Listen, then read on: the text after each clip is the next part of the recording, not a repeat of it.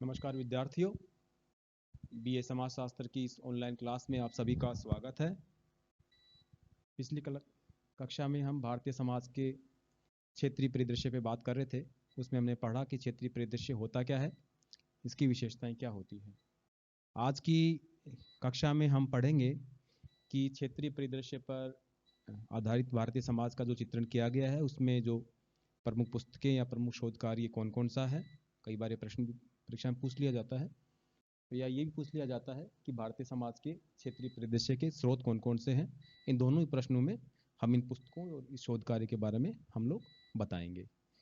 तो सबसे पहले इसमें जो मेन तो इसमें आता है एम एन श्रीनिवास का शोध कार्य। उनकी जो पुस्तक है religion and society among the कुक्स of south India, वो क्षेत्रीय कार्य का एक प्रतिनिधित्व करती है कहीं ना कहीं। इसके बाद में इरावती कर्वे और के एस सिंह और N K Bose, McKim Marriott, I P Desai, S P S C Dube, D N Majumdar, इनका कार्य भी क्षेत्रीय परिदृश्य में महत्वपूर्ण स्थान इसमें रखता है। तो आज हम एक एक करके इन सभी के बारे में एक विहंगम दृष्टि इसके ऊपर हम लोग डालेंगे। इसमें एम एन श्रीनिवास जिनका नाम क्षेत्रीय परिदृश्य में सबसे पहले आता है, उनका टॉपिक हम अलग से लेंगे। तो इनके अलावा हम जो किताबें हैं इसमें महत्वपूर्ण है एन के बोस की है the structure of Hindu society. पहली इसमें पुस्तक महत्वपूर्ण है एन के बोस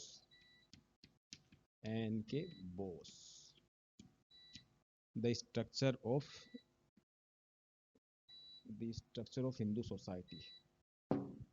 बोस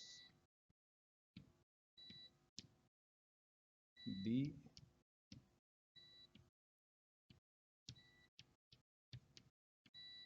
स्ट्रक्चर ऑफ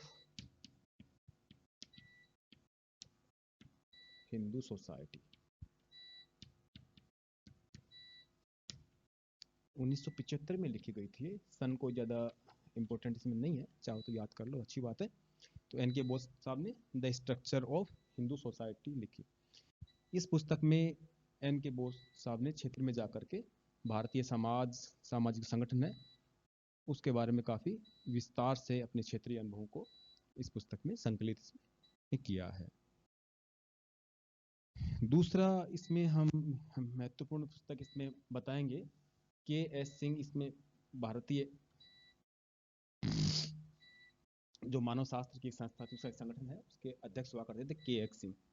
उनके उस टाइम जो वो अध्यक्ष थे के एस सिंह थे। भारतीय मानव शास्त्र सर्वेक्षण संस्था थी, उसके अध्यक्ष थे के एस सिंह साहब।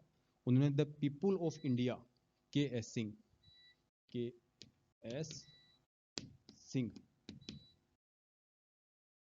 पीपुल ऑफ इंडिया, दिल लगाओ तो कोई बात नहीं, लगा दो, अच्छी बात है। पीपुल ऑफ इंडिया, भारत के लोग। और ये के एस सिंह ने व्यक्तिगत भी काम किया और एक संस्था थी भारतीय मानव शास्त्र सर्वेक्षण, भारतीय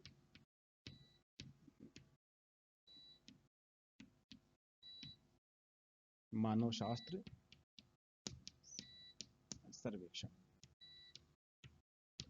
इस संस्थान में अनेक समाज वैज्ञानिक काम करते थे। तो इन्होंने सबके जो फाइंडिंग्स थी, सबके जो अनुभव थे इस पुस्तक में संकलित थे।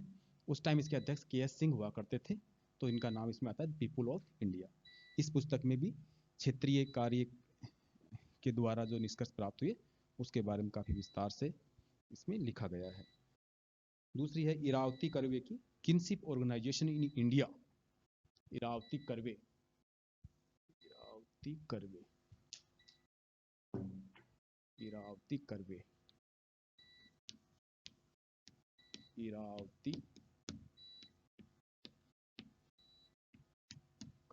Kinship organisation in India, Bharat में नातेदारी का संगठन, किनशिप ऑर्गेनाइजेशन इन इंडिया। ये बहुत इंपॉर्टेंट किताब है क्षेत्रीय कार्य के आधार पर। तो जब भी आपको एक किताबों के नाम, आपको इससे डरना नहीं कि अंग्रेजी में लिखा हुआ है, क्योंकि इंग्लिश में जब हम इसका अर्थ करते हैं तो कुछ का कुछ बन जाता है। तो आपको एज इट इज को अंग्रेजी में ही इसको याद करना है। आप भले हिंदी माध्यम के विद्यार्थी हो, एग्जाम में ये डरे नहीं कि साहब ये अंग्रेजी में कैसे लिखें, तो हिंदी में लिखना होता है। हालांकि ये आप लिपि देवनागरी भी इसमें काम में ले सकते हैं, जैसे जरूर नहीं कि आप Iravati Karve, Irawati Karve. Kinship organisation in India, kinship organisation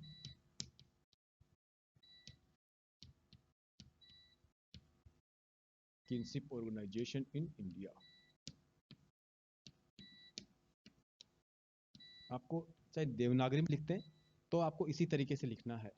इसका हिंदी अनुवाद आपको नहीं लिखना है कि भारत में नातेदारी का संगठन, भारत में नातेदारी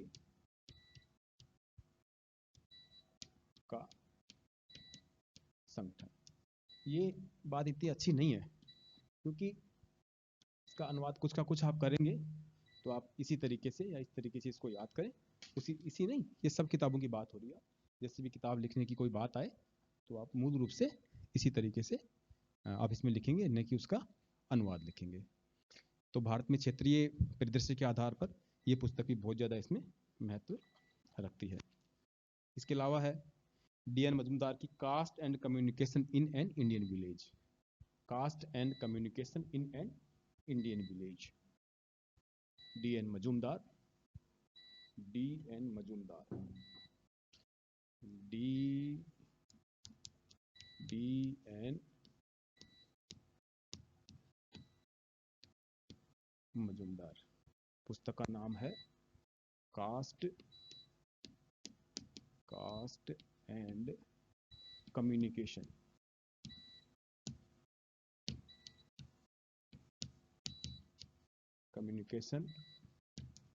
इन an Indian village,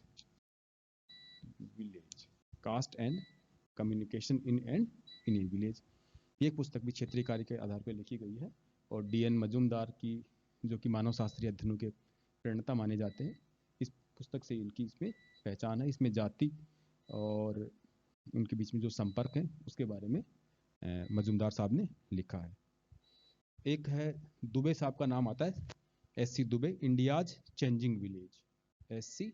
Dubey, SC. Dubey.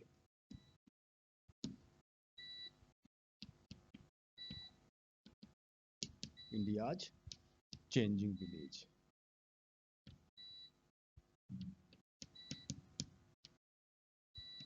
India's changing village. जैसे कि आपको पहले बताया था कि ये जो क्षेत्रीय परिदृश्य है इसमें ज़्यादा परिवर्तन को ज़्यादा अध्ययन किया जाता है। तो बदलते ग्रामों का अध्ययन, भारत के बदलते ग्राम, ये दुबे साहब ने पुस्तक लिखी और इनसे दुबे साहब की पहचान है। एक आई.पी. देसाई समाजशास्त्री हुआ करते थे।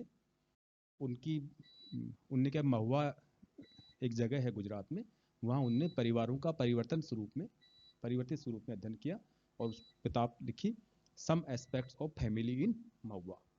तो आई.पी. देसाई की जो पुस्तक है क्षेत्रीय कार्य के आधार पर, I P. Desai, some aspects of family in Mahua, some aspects of family in Mahua. तो ये आई.पी. देसाई साहब की किताब है क्षेत्रीय कार्य के आधार पर। इसमें महुआ में जो भारतीय संयुक्त परिवार में जो परिवर्तन हुए हैं, किस तरह से परिवर्तन हो रहे हैं, आगे क्या संभावनाएं हैं और क्या वास्तविक स्थिति है, इसके बारे में आई.पी. देसाई साहब ने इस पुस्तक में इसमें लिखा है। एक मैकी मैरियट, जिनका कि ग्रामों के बारे में शोध कार्य है, इनकी पुस्तक है विलेज इंडिया, मैकी मैरियट।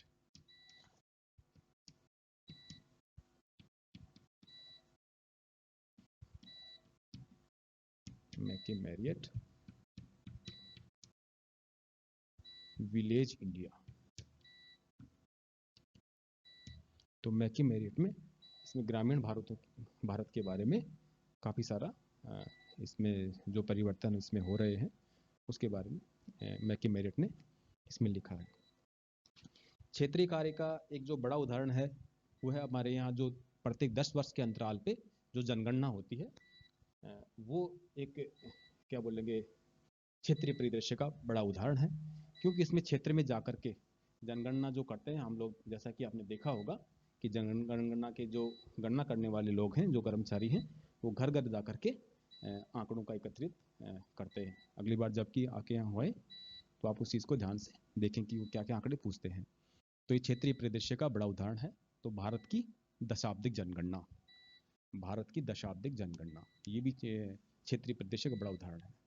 भारत की जनगणना, जनगणना, जनगणना, क्योंकि ये जनगणना प्रत्येक 10 वर्ष के अंतराल पे होता है, तो उसको यूँ भी लिख सकते हैं भारत की दशाब्दिक जनगणना। नहीं लिखे तो कोई बात नहीं, दशाब्दिक लिखते हैं तो आपको एग्जामिनर को पता चलता है कि बच्चे को पता है कि जनगणना प्रत्येक 10 वर्ष के अंतराल पे हमारे यहाँ पर होती है।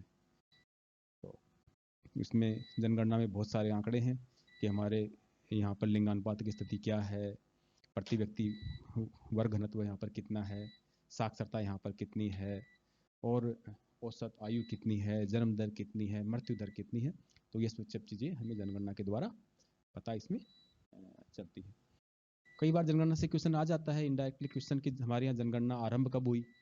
तो आरंभ की बात करें तो ये सबसे पहले 1872 में आरंभ हुई थी अंग्रेजों शासनकाल में, और उसके बाद में 1881 में हुई, और उसके बाद में 1881 के बाद में 1891 और लगातार होती होती 2011 तक, अभी 21 के आंकड़े आए नहीं है, तो लगातार होती जा रही है। जो शुरुआती है वो 1872 से हुई थी, जो शुरुआती वो 9 वर्ष के अंतराल पे हुई थी, उसके बाद में हर 10 वर्ष के अंतराल पे जनगणना हमारे यहाँ पर होती है। इसके बाद में क्षेत्रीय कार्य का जो और महत्वपूर्ण उदाहरण, जैसा कि आप लोग आगे या कुछ बच्चे कर भी रहे होंगे, जब सिविल सर्विसेज की तैयारी करेंगे या वैसे भी एक आम विद्यार्थी को पढ़ना चाहिए, भारत की आर्थिक समीक्षा जो कि हर माह फरवरी में भारत सरकार द्वारा जारी की जाती है, वो भी एक क्षेत्रीय परिदृश्य का बड़ा उदाहरण है। भारत की आर्थिक समीक्षा, ये हर विद्यार्थी को और हमें भी सबको पढ़नी चाहिए। भारत की आर्थिक समीक्षा, जब विशेष तौर से जब आप लोग सिविल सर्विस की तैयारी भविष्य में करेंगे तो ये पुस्तक आपको पढ़नी होगी, और वैसे भी आपको पढ़नी चाहिए। ये भारत सरकार हर वर्ष फरवरी माह में इसको निकालता है, फरवरी में हर वर्ष। इसके अलावा एक आती है भारत, एक बहुत मोटी सी किताब है, आपने कहीं देखी हो या भविष्य में आप लोग देखेंगे, वो भी कहीं ना कहीं क्षेत्रीय परिदृश्य पे आधारित है। भारत बहुत मोटी सी किताब आती है, उसमें भी हर साल जो परिवर्तित आंकड़े हैं और वो उसमें दिए हुए होते हैं। उसी तरीके से राजस्थान सरकार भी प्रत्येक वर्ष इसमें निकालती है राजस्थान की आर्थिक समीक्षा, राजस्थान की आर्थिक समीक्षा, राजस्थान की आर्थिक समीक्षा। ये भी हर साल, ये पुस्तक भी हर साल सूचना एवं जनसंपर्क विभाग राजस्थान सरकार द्वारा फरवरी माह में ये जारी ये पुस्तक होती है। और इसमें भी भारतीय समाज, इसमें क्योंकि राजस्थान की है तो राजस्थान के समाज के सामाजिक आर्थिक सभी तरीके के इसमें आंकड़े और जो निष्कर्ष हैं वो इसमें दिए हुए होते हैं। ये पुस्तक वैसे भी इम्पोर्टेंट है कि जो बच्चे राजस्थान लोक सेवा आयोग या आरपीएससी की जो तैयारी कर रहे होते हैं उनके लिए राजस्थान की आर्थिक समीक्षा बहुत ज़्यादा जरूरी है। और जो स्टूडेंट संघ लोक सेवा आयोग या यूपीएससी की तैयारी करना चाहते हैं उन्हें भारत की आर्थिक समीक्षा प्रत्येक वर्ष पढ़नी चाहिए, क्योंकि ये सबसे प्रमाणिक पुस्तक इसके बारे में ये है। तो आज की क्लास में हमने क्षेत्रीय परिदृश्य के जो स्रोत हैं और जो उसके जो प्रमुख प्रकाशन हैं उनके बारे में पढ़ा। आप सभी का धन्यवाद।